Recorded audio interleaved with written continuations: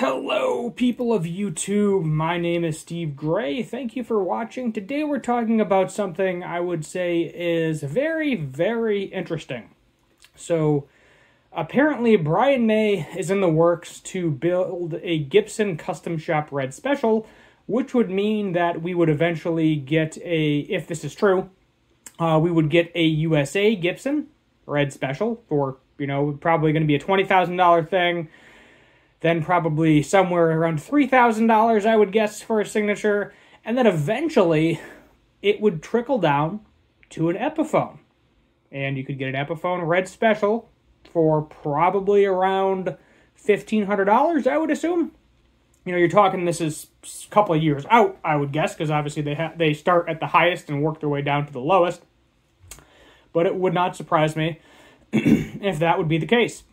So let's take a look here and see what we got. So we have spoken about such things, and it would be lovely to have an edition of the Brian May guitar based in the States. Brian May confirms Gibson-built red specials are on the cards. The Queen guitar icon was announced as a new member of the Gibson family earlier this year, and it sounds like a new partnership will lead to a meticulously Murphy Lab red special recreation. What I could see Gibson doing, if they want to use their shapes and not necessarily his shape, is essentially like a junior double cut, because it's flat. It doesn't have an arch top, but he might want an arch top. It's not. Initially he wanted an arch top. He mentioned it in interviews in the past, but they couldn't figure out how to do that with the pickguard and everything. So I think he has a couple of custom ones that I think Guild built for him, I believe, that do have that arch top, but the original did not. So essentially, as I said, I could see basically a DC double cut, Les Paul Jr. looking thing with the binding on it, and then a Flying V headstock. I would say that would be the closest to what Gibson currently has, unless they are going to do a completely new body shape for this, which I don't think anybody would really be all that angry with. The Queen guitar icon has announced that a new member of the Gibson family earlier this year. It sounds like the new partnership will lead to a meticulously Murphy Lab red special recreation. Brian May has confirmed that Gibson custom shop Murphy Lab recreation of his iconic red special electric guitar is firmly on the table. In February, at the grand opening of Gibson Garage UK, the Queen legend was surprise announced as a new member of the Gibson family. The news swiftly led to intense speculation over what this meant, not only for May himself, but also what the move meant for the red special. His iconic six-string side piece has been a mainstay for his entire musical career.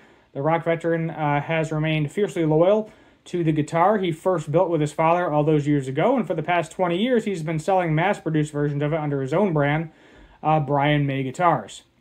At the time of the Gibson Garage UK opening, Guitar World theorized a new partnership could usher in a breed of red special replicas, an awe-inspiring, meticulous tonal and visual recreation of the guitar fashioned under the watchful eye of the Gibson custom shop. Gibson credentials for doing the job are evident. Over the years, the custom shop and Murphy Lab have recreated Kurt Hammett's Greenie, the Jimmy Page EDS 1275, Jason Isabella's Red Eye, to name a few, as well as May reveals in the new issue of Guitar World, such theories are correct, and a Murphy Lab red special could become a reality, which, if that is a reality, yet again, it'll go to Gibson USA, and then we will get an Epiphone version of it, based on what they've been doing, and I can guarantee you they will sell a crap ton of them. So it's not out of the question. May responds when asked about the replica. We have spoken about such things, and it would be lovely to have an edition of the Brian May guitar based in the States. After all, that's where I started with Guild. Guild made the first Brian May models, and then he went with Burns, which is, they're in the UK. And then things changed, and I just wanted to do it myself. Now we have our own Brian May Guitars company here, but to have the facility to have some made in the States would be wonderful.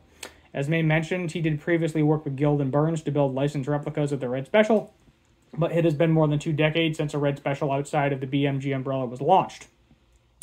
Now it seems as though May is readying for another high-end replica that could go one step beyond the current crop BFG models and give a guitar fans the most realistic creation of the Red Special to have ever been built. And Gibson has a lot of crazy technology to scan these things, x-rays, everything, where you're pretty much going to get as close as you can get to the original. And people have even said when they recreate, you have the R9s, some of them are like the $20,000, But people have literally said that, with the crazy recreations, if they didn't know which was which right off the bat, they wouldn't be able to tell the difference. Or, you give them to them with their eye closed and they couldn't tell you the difference. So, I mean, they know what they're doing. There's a reason why they're so expensive. There's a reason why they don't make a lot of them. Because it is a ridiculous, tedious process to get every single detail in there, and it just takes a very long time, a lot of man-hours. So the Gibson Garage is great. May continues with his grand unveiling. Some people are saying, well, what the hell are you doing at Gibson? You've got your own guitar company, but actually I have a great relationship with Gibson. Since the first part of the theory is coming to fruition, just how far can we expect a Gibson-May partnership to go? If Gibson stays true to its trickle-down release schedule, it's possible a standard USA version may arrive shortly after, and then, yet again, because there's not a lot of... The custom shop ones, there's going to be like 20 of them. They're going to sell out in 2 minutes. They're going to be $20,000 a piece. That's how that's going to work. There's going to be a Gibson USA production line. Then that'll probably go for a while, like the Greenie as well. And, they'll just keep pumping them out until the market slows, and then eventually, a couple of years down the road, they'll stop making them. And then eventually, Epiphone will get a cheaper version. As I said, my guess is based on recent prices. That's going to be around $1,500, and everyone's going to buy those too. So yeah, they're setting themselves up to make a good chunk of change, and people are going to buy them. I mean, I don't see why. I keep asking myself, oh, why are they buying this? Why are they buying that? And they prove me wrong constantly. So they're going to buy them. If they make them, if you build it, they will come, if you will. And that's what's going to happen. And, if it's good enough for Brian May, it's good enough for everybody else, he'll start, he'll probably keep gigging that. He's going to be gigging until he physically can't anymore. I think they're doing it still. Queen's still doing it. What's it, Queen with Adam Levine, I think is how they title it. And then plus you have a couple of, the Queen replica bands around. Honestly, right now, I think Harley Benton has a version of the Red Special. Harley Benton. Let's see, Red Special. What the heck is it called? Oh, Trans Red. I am sorry. Yeah, so there is a version that Harley Benton makes. It's not a one-for-one. It's definitely different, but for a couple $100, close enough. Let's go to Thomann. Let's see what the actual price of this thing is. $269. Yeah. No, so, I mean, if you want something that's close enough, you can get it. There's plenty of... You can go on AliExpress or whatever as well. Get something that's more of a 1-1. Or you can buy one of the old signature ones. But at the same time, as I said, people are going to buy these things like hotcakes. If they go the Gibson route, I think what they're going to do, as I said previously at the beginning of the video, is you take, like a Les Paul Jr. double cut, slap a flying V-neck on there, put some binding on the front and back, give it the extra pick guard with the 3 pickups and the knobs and the whammy, all that other stuff, all of his custom appointments, and then you're good to go. I think, does he have stainless steel frets on his? That is something I do not know. That'd be interesting if he did, because then that would be like the first time Gibson ever actually put stainless steel frets on something. I don't remember if he does or doesn't. I don't think he does, being that, back in the day when he had the thing built, I think it would have been in the 70s. That wasn't really a thing. They weren't using it. Stainless steel frets, they've been around for a while at this point. You're talking probably at least 30 years.